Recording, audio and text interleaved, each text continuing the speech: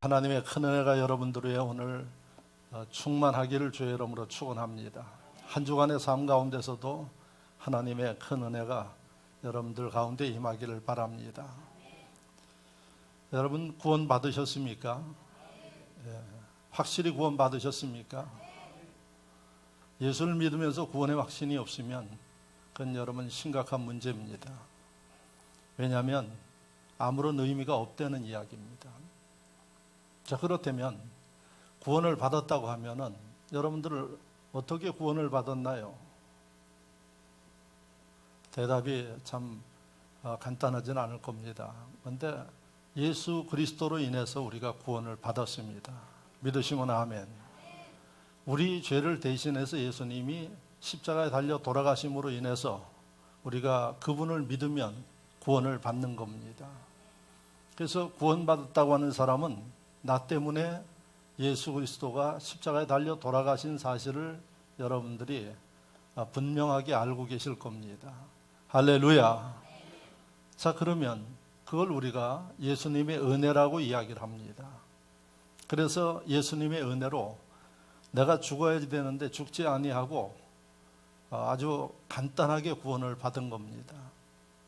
그래서 이러한 사실을 아는 심령들이 예수를 믿고 거듭난 다음에 뭐라고 이야기를 하는고 하니 자기는 덤으로 사는 인생이다 이렇게 이야기를 합니다. 믿으시면 아멘. 왜? 죽을 수밖에 없는 사람인데 예수님의 은혜로 새 생명을 얻고 살기 때문에 그 시간 이후에 이제 나의 모든 것은 주님의 은혜로 살았기 때문에 우리는 덤으로 사는 인생이라고 이야기를 합니다. 근데 이 용어는 예수 믿지 않는 사람들도 씁니다. 죽을 병에 걸렸다가 그가 잘 치료를 받아가지고 다시 건강을 얻어서 사는 사람들이 이야기하는 이야기가 자기는 덤으로 산다고 이야기를 합니다. 안 믿는 사람들도 자기 생명을 살려준 사람의 그 은혜 가운데 덤으로 사는 인생이다 이렇게 이야기를 합니다. 자, 그러면 저와 여러분들은 예수님의 은혜로 덤으로 사는 인생이라는 것 모두가 다 확신할 것입니다. 이걸 모르면 또 바른 신앙인이 아닙니다. 덤으로 사는 인생은 어떻게 살아야 될까요? 여러분들에게 은혜를 베푸신 그분의 뜻대로 여러분들이 살아야 됩니다. 믿으시죠? 여러분, 덤으로 사는 인생은 그 덤을 준 분에게 평생에 감사하면서 그분 기뻐하는 말씀과 뜻대로 사는 게 그게 인간의 도리입니다. 그래서 덤으로 사는 인생은 하나님께서 원하시는 신앙생활을 해야 된다는 사실입니다. 할렐루야. 그래서 오늘 설교의 제목이 하나님이 원하시는 신앙인이라는 제목입니다. 왜 이 제목을 가지고 여러분들이 말씀을 들어야지 되느냐? 우리는 덤으로 사는, 예수님의 은혜로 덤으로 사는 인생이기 때문에 주님이 원하는 그 삶을 살아야 됩니다. 하나님이 원하는 삶을 살아야 되는 그러한 존재입니다. 그런데 그렇게 살면 하나님이 오늘 강 목사를 통해서 이 설교 하지 않을 것입니다. 그렇게 다 사는데 이런 설교가 무슨 필요가 있겠습니까? 이 설교를 하게 하시는 하나님의 뜻을 보면은 안타까운 마음으로 덤으로 사는 인생이라고 이야기는 하는데 살아가는 모습은 내 덕에 산다 하는 사람들이 있기 때문에 오늘 이 설교를 하게끔 하나님이 하시는 것 같습니다. 그런데 예수님은 이미 덤으로 사는 인생들이 은혜를 받을 때는 덤으로 산다고 이야기를 하는데 시간이 좀 지나면 자기 멋대로 사는 인생들이 있을 것을 예수님은 이미 알고 계셨습니다. 그래서 여러분들이 마태복음 3장 말씀을 보면 덤으로 사는 인생들 가운데 보면은 문제 있는 사람들이 있음을 지적합니다. 이 교회 나오는 신앙인들을 두 부류로 분류를 해놨습니다. 2000년 전에 예수님이 오늘의 이 시대에 신앙인들의 성향을 알고 두 부류로 분류를 했어요. 그게 마태복음 3장에 나옵니다. 그건 예수님이 비유로 분류를 했는데 알곡과 가라지의 비유입니다. 그러니까 알곡은 원하는 쓸모 있는 곡식이고 가라지는 알곡하고 비슷합니다. 그런데 쓸모가 없어요. 여러분, 이제 지금 추수할 시기가 다가오기 때문에 농촌에 논에 가면은 아마 알곡과 가라지를 여러분들이 볼 수 있습니다. 제가 보니까 알곡과 가라지, 전 농사를 안 짓는데도 멀리서 보면 이렇게 보입니다. 가라지는 알곡보다 더 큰 것 같아요. 그리고 구별이 되어지는 이러한 모습을 보게 됩니다. 그런데 예수님이 알곡과 가라지 비유를 통해서 바로 덤으로 사는 인생들 가운데 살아가는 모습, 신앙생활하는 모습 두 가지를 이야기를 하고 있습니다. 하나는 농부가 원하는 알곡이고 하나는 알곡과 뒤섞여서 있는데 비슷한데 쓸모없는 가라지입니다. 그래서 나중에 농부가 추수를 하고 나면은 물론 도중에 그 가라지 피를 뽑기도 합니다. 근데 예수님은 뭐라고 비유로 이야기를 했는가 하니 그냥 두어라 그랬어요.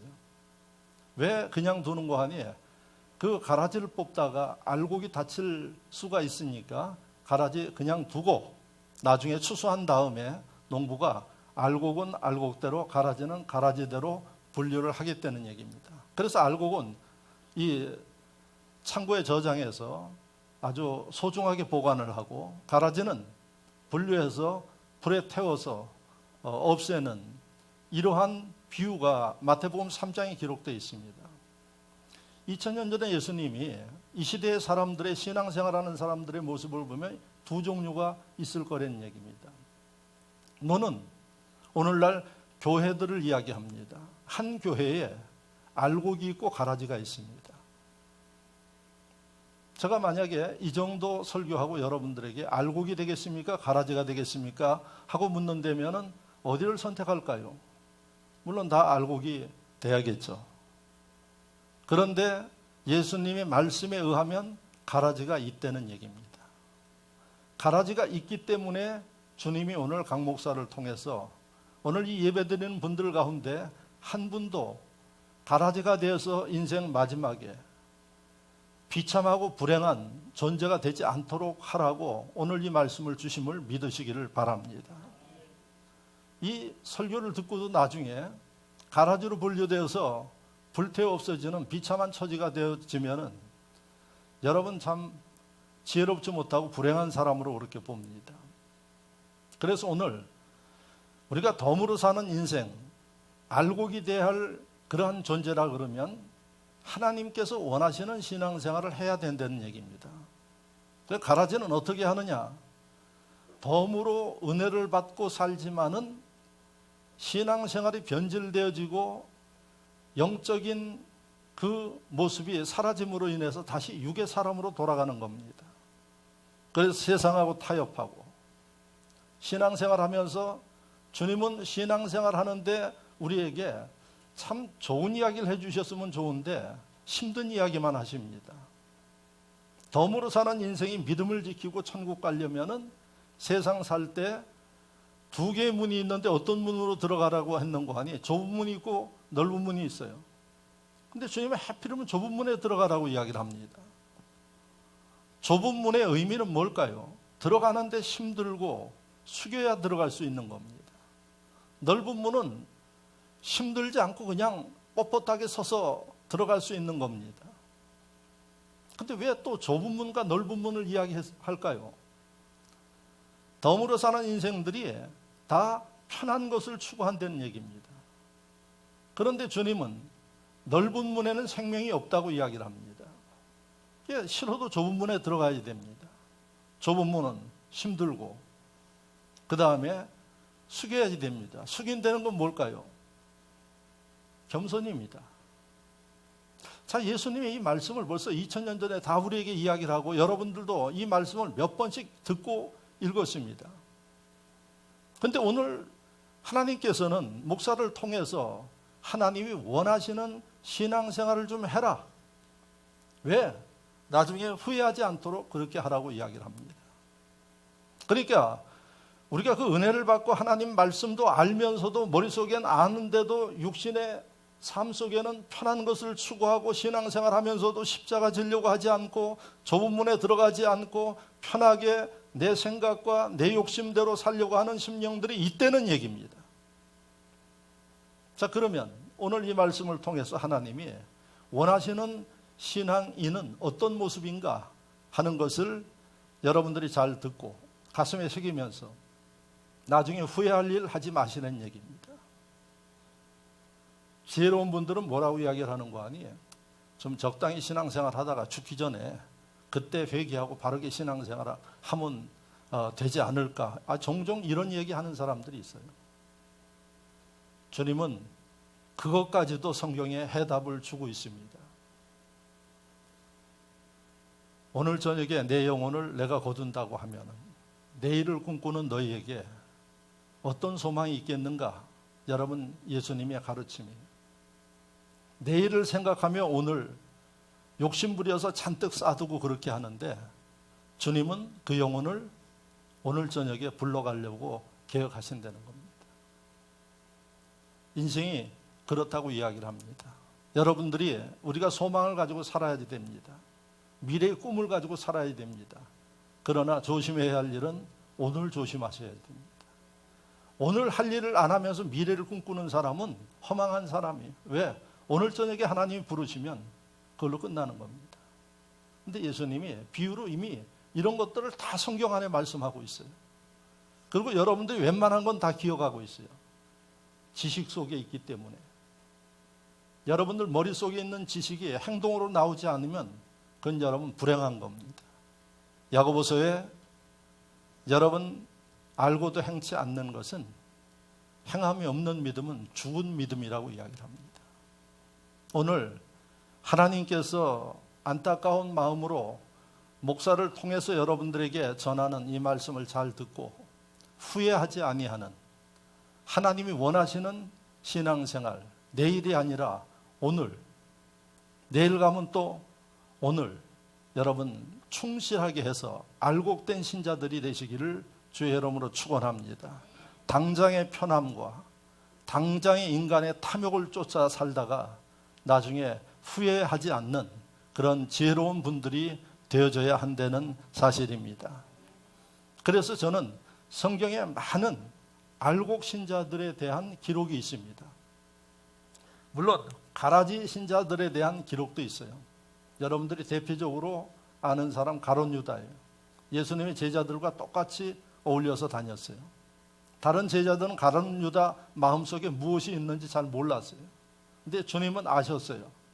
그리고 가룟 유다에게 최후의 만찬 때 또 예수님 십자가에 달리기 전에 이 잡히실 때 가룟 유다에게 이미 암시를 주셨어요.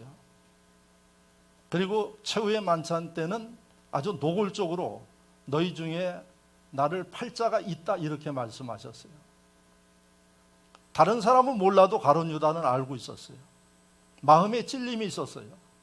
그런데 그는 그것을 극복하지 못하고 그것을 하나님 앞에 회개하고 실천하지 못하고 나중에 여러분 비참하게 목이 메어서 죽은 이런 모습을 봐요. 가라지의 최후라는 이야기입니다.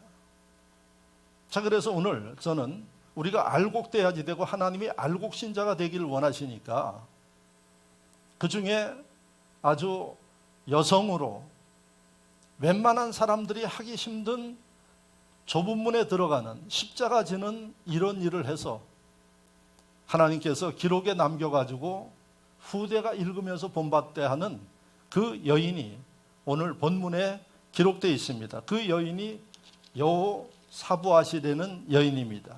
오늘 여러분들과 10절에서 12절 말씀까지 읽었는데 제일 먼저 나오는 단어가 아하시아가 나옵니다. 아하시아는 이스라엘의 남쪽 유대 왕국의 6번째 왕입니다. 6번째 왕 아하시아가 나오는데 그 어머니 아달랴라고 나옵니다.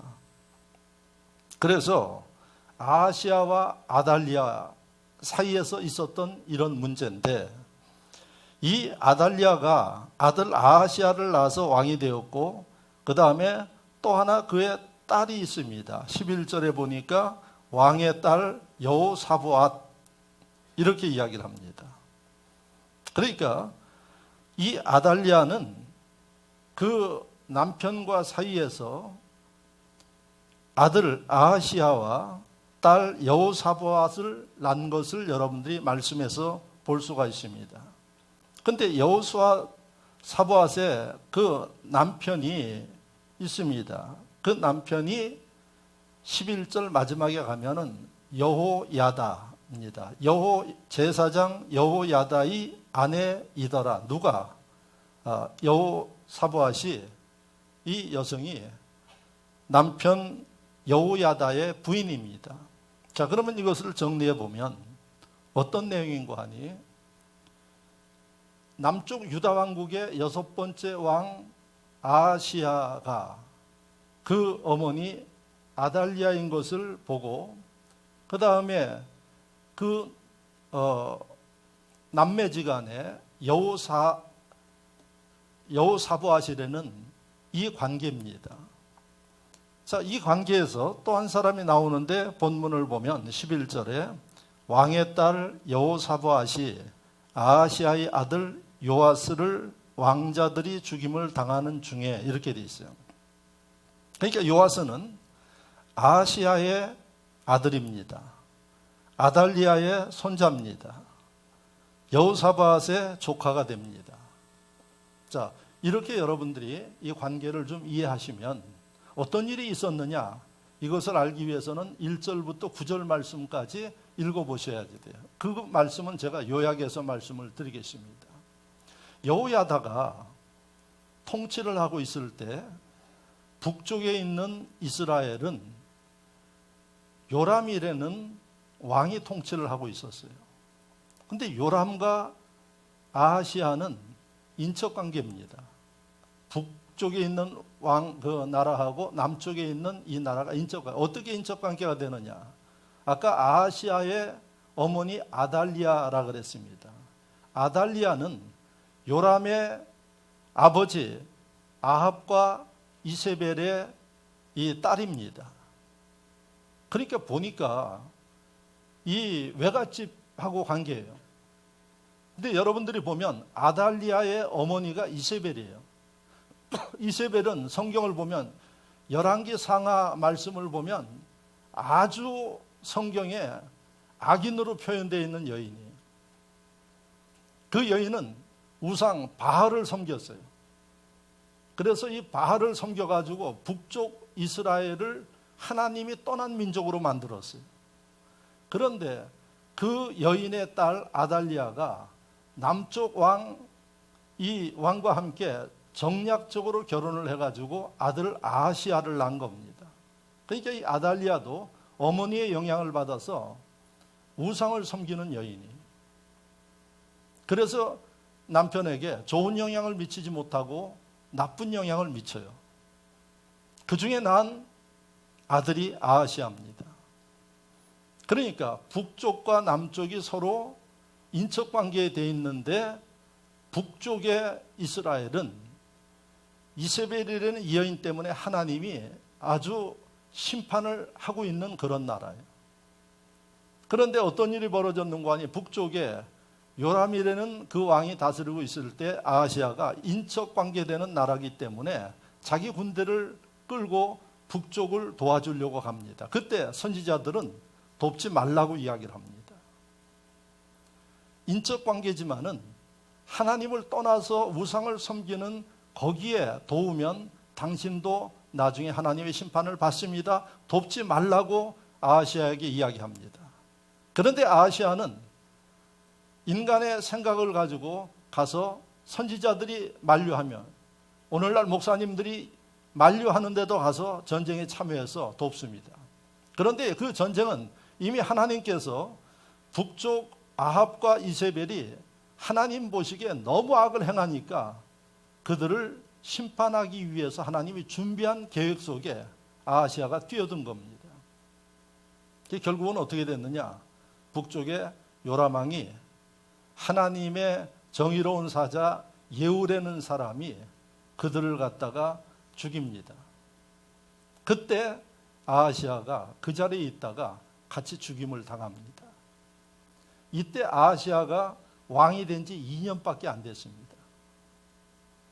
자, 아마 여러분들이 이런 이야기를 듣고 집에 가서 1절부터 쭉 읽어보시면 여러분들에게 새로운 그러한 아마 성경을 이해하게 됩니다. 이 말씀은 열왕기하 11장에 똑같이 기록되어 있어요. 지금 내용이 열왕기하 11장 말씀을 읽어보시면 기록이 되어 있어요. 자, 그러면 여러분들이 보셔야 할 게 뭔가 하니 아하시아가 왜 죽었느냐? 선지자들이 가지 말라고 이야기를 하는데 인간의 정리를 가지고 갔다가 죽지 않아도 되는 심령이 죽었어요. 근데 이 아하시아가 왕이 된 지 2년 차인데 이제 왕이 된 지 얼마 안 되기 때문에 어머니 아달리아가 수렴 청정을 한 겁니다. 아들 뒤에서. 권력을 마음대로 휘두르는 그런 가운데 아들이 아무것도 모르니까 아달리아는 이미 그 남편하고 통치를 했었기 때문에 이 아들 뒤에서 권력을 가지고 좌지우지했던 여인입니다. 근데 이 아들이 2년 만에 죽어버렸어요.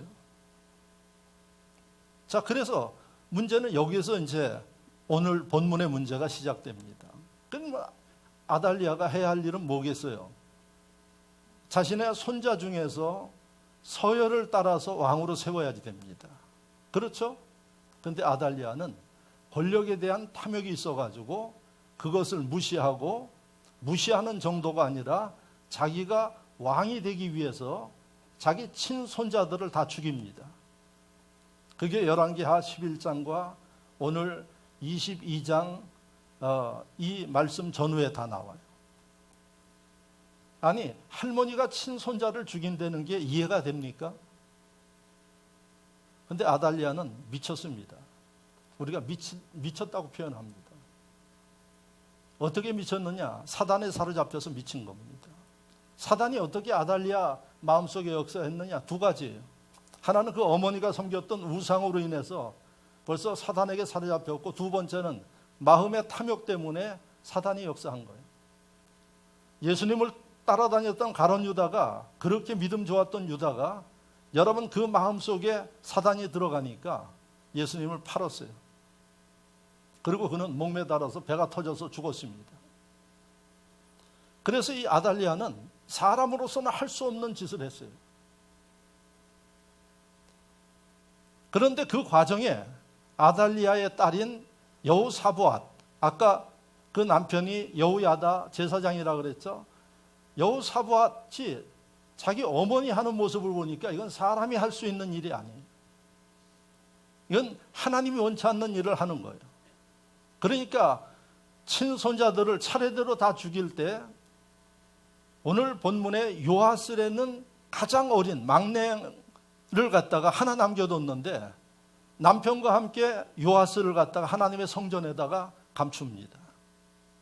할머니가 손자 몇 명인 거 다 알겠죠. 차례대로 다 죽였는데 요아스가 없어진 거예요. 요즘으로 이야기하면 눈에 불을 켜고 손자를 죽이려고 보는데 도저히 못 찾겠어요. 요아스를 찾지 못하고 아달리아가 왕위에 오릅니다. 그래서 이스라엘 역사 보면 유일하게 여성의 왕으로 아달리아가 올라가 있어요. 이렇게 왕위에 올라갔고, 요아스는 할머니가 왕위에 있는 한은 숨어 있어야지 돼요.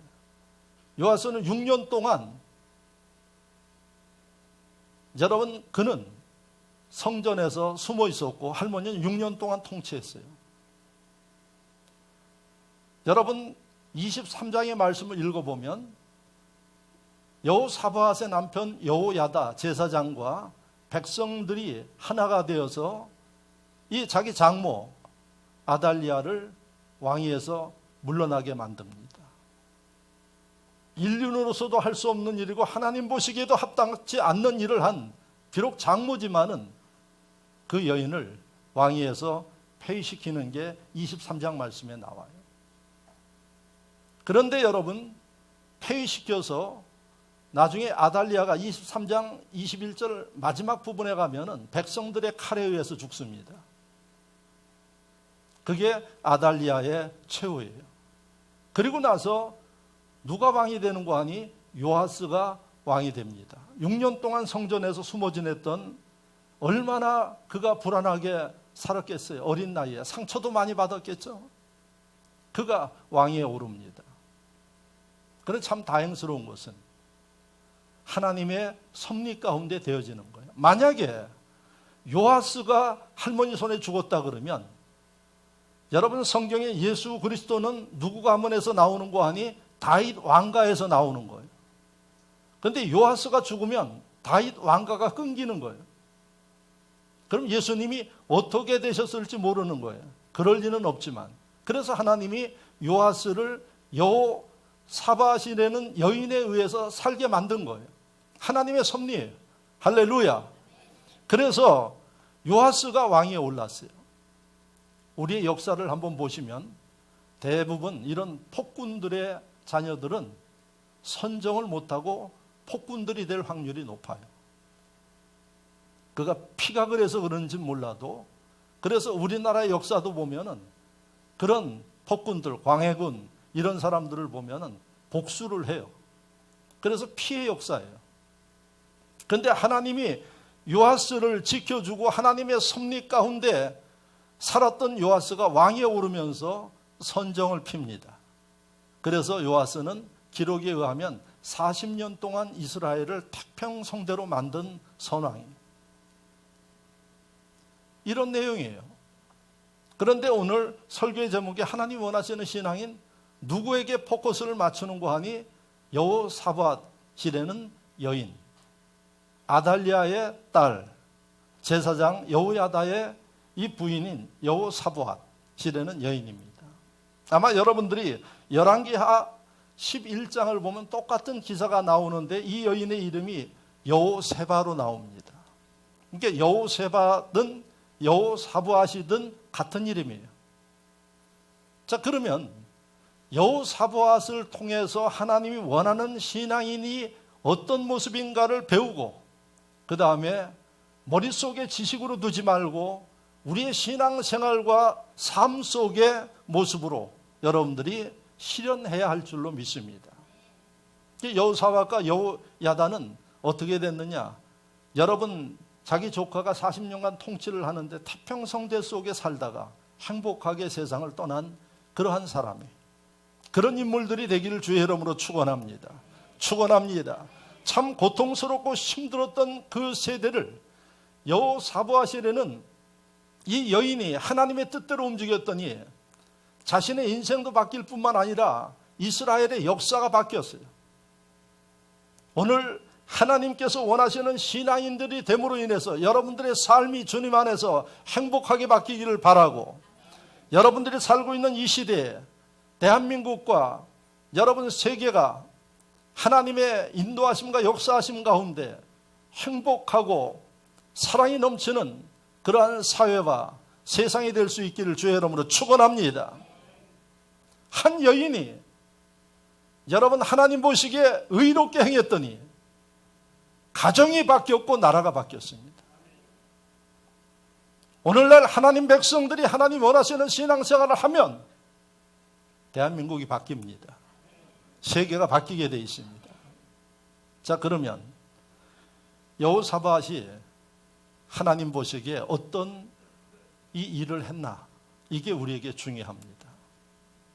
그 첫째는 여호사밧은 여인이지만은 분별력이 있었습니다. 분별력이 있었기 때문에 하나님 앞에 쓰임받았어요. 분별력이 있었기 때문에 그 당시에 똑똑한 사람들 많이 있고 많이 배운 사람들 많이 있었지만은 다 침묵하고 눈치 보고 그러고 있는 가운데 여호사밧이라는 이 여인은 여러분 자신의 분별력을 통해서 하나님이 원하시는 일을 선택했던 겁니다. 그래서 여러분 하나님이 원하시는 일을 하기 위해서는 여러분들이 분별할 수 있는 능력이 있어야 된다는 얘기입니다. 여러분, 이 여호사밧이라는 이 여인은 여러분 그 당시의 상황을 정확하게 파악했어요. 자기 친정 어머니예요. 그런데 대체적으로 정리로 흐릅니다. 좀 잘못해도 넘어가고 대충 넘어가고 그 다음에 피는 물보다 진하기 때문에 그쪽 편에 섭니다. 그런데 이 여인은 정확하게 잘못됐다는 것을 알고 하나님이 원치 않는 것을 이 여인은 분별했어요.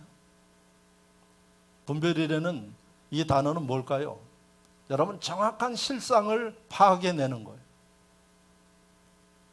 많은 것으로 위장되어 있고 덮여 있지만은 그 속에 무엇이 있는지를 정확하게 알아내는 게 분별이에요.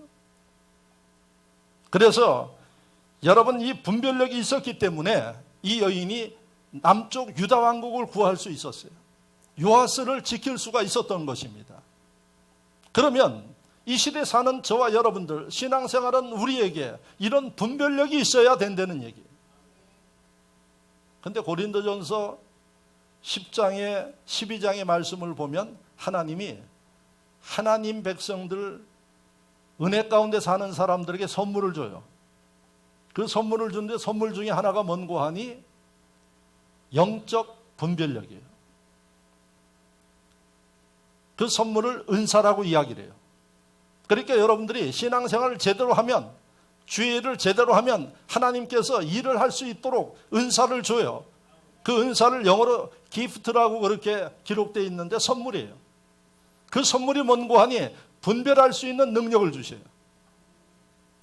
이게 있어야 이 시대에 여러분들이 뭐가 참이고 거짓인지를 분별하고 뭐가 하나님이 원하시고 원치 않는 것인지를 분별할 수 있다는 사실입니다. 이게 있어야 여러분들의 인생이 하나님 앞에 쓰임받을 수 있고 이 시대에 여러분 하나님의 뜻을 펼칠 수 있다는 사실입니다. 그래서 하나님은 하나님 백성들에게 선물로 조건 없이 은혜롭고 하나님 뜻대로 사는 심령들에게 이러한 은사를, 영적 분별력을 주시는 것입니다. 요즘에 보십시오, 여러분. 이단들이 판을 치고 있어요. 더더욱이 요즘 이단 가운데 가장 맹렬하게 움직이는 신천지 같은 경우를 보면은 여러분 분별력이 없는 심령들이 교회 간 거예요. 교회를 가서 결국은 나중에 보니까 그게 이단 종파예요. 그래 별 교육을 다 받고 여러분 그들이 시키는 대로 다 합니다. 이게 지금 오늘날 우리나라의 큰 문제예요. 지금 기독교에. 교회 갔어요. 그런데 그 교회가 이단 종파인 것을 모른 겁니다. 여러분 분별이 필요하다는 얘기입니다. 전혀 모를 수가 없어요. 성경에 다 말씀하고 있어요. 분별할 수 있는 그 척도들을 다 말씀하고 있어요. 그런데 여러분 사로잡히면 분별력을 잃어버리는 겁니다. 아달리아는 탐욕 때문에 섬겼던 우상에 사로잡혀가지고 분별력을 가질 수가 없었어요. 오늘날 신앙생활하는 여러분들이 행복한 신앙생활, 행복한 인생을 위해서는 정확하게 이 시대를 분별하고 여러분들 앞에 주어지는 모든 것들을 분별할 수 있는 능력이 있어야 된다는 얘기입니다. 이걸 하나님이 주신다는 겁니다. 여러분, 실질적으로 여러분들이 사람과도 만납니다. 근데 요즘에 뭐라고 이야기를 하면 믿을 사람이 없다고 이야기를 해요. 그 얘기는 무슨 얘기입니까? 사람을 만나면 여러분들이 분별할 수 있는 능력이 있어야지. 왜? 별별 사람들이 많거든요. 뭐 하여튼 이해되지 않는 사람들도 많아요. 사람 속을 어떻게 압니까? 그래서 성경에 여러분 분별하는 능력을 줘서 분별할 수 있는 그러한 심령들이 되도록 하는 겁니다. 그런데 이 능력을 하나님이 주셨음에도 불구하고 상실한 사람의 비극적인 삶이 성경 속에 기록되어 있죠. 많은 사람들이 있는데 그 가운데 제가 얼마 전에도 한번 이름을 댄 삼손은 하나님이 특별히 선택해서 이 땅에 보냈어요. 그래서 그를 나시린이라고 이야기를 해요. 나시린은 뭔고 하니 하나님이 특별히 쓰시기 위해서 구별돼서 이 땅에 보낸 거예요. 그래서 삼손은 그의 힘을 능가할 사람이 없었어요. 하나님이 힘을 주셨어요. 그러니까 이스라엘의 삼손을 이길 수 없어요. 누구도. 이방 나라에서 삼손을 무너뜨리기 위해서 여러분 미인계를 쓴 거죠. 그래서 데릴라는 이 여인을 삼손에게 가까이 하게 해서 결혼을 하게 만듭니다. 그런데 삼손이 하나님께서 보낸 사람이 분별을 하지 못한 거예요. 하나님이 절대 이방인들하고 결혼하지 말라고 이야기했어요. 그런데 이방인이 근데 삼손의 부인이 됐어요. 여러분 분별력을 잃어버렸을 때에 삼손의 인생이 얼마나 비참하게 됐는가 보십시오. 남편을 자기 무릎에 눕혀놓고 머리를 다 깎아버렸어요. 머리에 힘의 근원인데 다 깎아서 삼손은 완전히 폐인이 되었습니다. 그리고 결국은 나중에 삼손이 하나님의 그 역사를 깨닫고 나서 죽음으로 회개하지 않습니까? 모든 사람들이 있는 건물을 무너뜨려서 자신도 죽고 다 죽습니다. 그리고 그의 인생은 끝납니다. 하나님이 그렇게 살라고 보내지 않았어요. 하나님이 멋있게 나라를 구하고 한 시대 살다 오라고 보냈는데 분별할 수 있는 능력을 잃어버리니까 인생이 비참하게 됐습니다. 그래서 여러분 이 시대 사는 하나님의 백성들에게 하나님께서 원하시는 게 뭔고 하니 별별 모습이 다 있어요. 별별 사람이 다 있어요. 여러분들이 하나님의 백성으로서 분별해서 하나님이 원하시는 뜻대로 사는 이런 인물들이 되라고 말씀하고 있습니다. 겉만 보고 움직이는 게 아니라 잘 모르겠으면 기도하면서 그리고 하나님이 원하시는 뜻이 무엇인지를 여러분들이 깨닫고 마음속에 일어나는 탐욕과 여러분들의 인간적인 생각에 의해서 움직이는 게 아니라 성령이 감동하시고 역사하심을 따라서 분별하고 나갈 때 여러분들의 삶이 하나님 앞에서 쓰임받고 분복받는 인물이 된다는 사실을 기억하시기를 바랍니다. 시간이 지날수록 그 인생은 잘 되게 되어 있습니다. 왜? 하나님이 도와주시기 때문에 그렇습니다. 지난날에 여러분들이 선택을 잘못해서 후회하시는 분들 그 후에 이제부터는 그치십시오.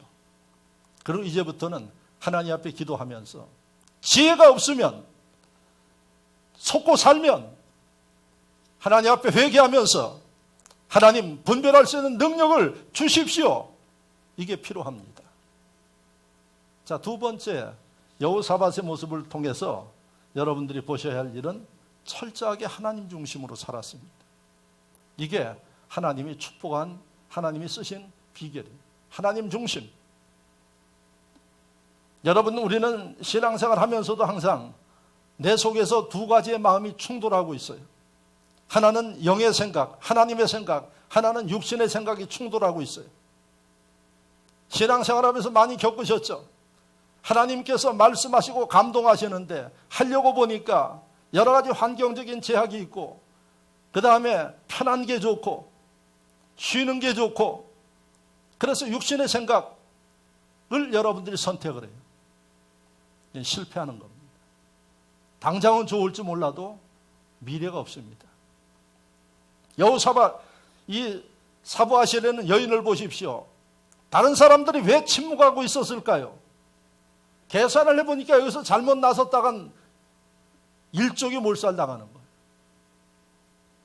여러분 그들 마음속에 아달랴가 잘못됐다는 것을 몰랐을까요? 알고 있었어요. 그러나 이게 잘못됐다는 걸 알고 있었지만은 한쪽에서는 그러다가 내가 피해를 받을 수 있어. 인간적인 생각을 하는 겁니다.